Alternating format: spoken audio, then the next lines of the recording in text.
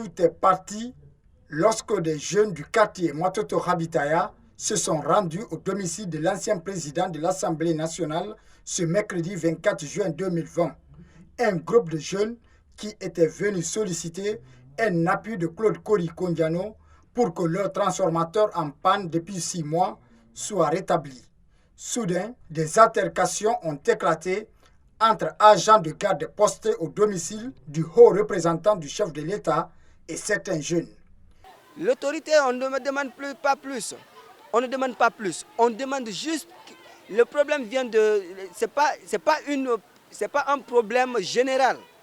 C'est un problème de transport. C'est un problème de transformateur. Donc si c'était un problème général, de façon nationale, on n'a pas à se plaindre. Mais ce n'est pas national, c'est une question de transport. On ne peut pas nous dire que dans un État, il n'y a pas de secours, de transport secours.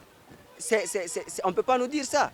Envoyez-nous, qu'ils nous envoient un transport, qu'ils nous donnent le transport, et maintenant on se plie à la décision Des jeunes en colère ont érigé des barricades en brûlant des pneus sur la route qui mène chez le nouveau haut représentant de l'État. Informée, la police anti-émeute s'est rendue sur les lieux pour disperser les manifestants à l'aide de coups de gaz lacrymogène. Au cours de l'opération de maintien d'ordre, il y a eu 2 blessés et plusieurs arrestations, nous confirme cet autre manifestant.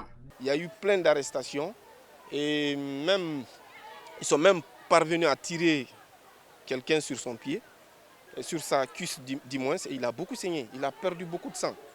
Étant un médecin, si vraiment on ne vient pas au secours, la vie du monsieur est en danger. Cette manifestation des citoyens de Matoto Rabitaya contre le manque de courant électrique précède celle de la ville de Kankan en début de semaine. Malgré un investissement du gouvernement de plus de 3 milliards de dollars dans le secteur de l'énergie, l'électricité reste toujours une denrée rare en Guinée.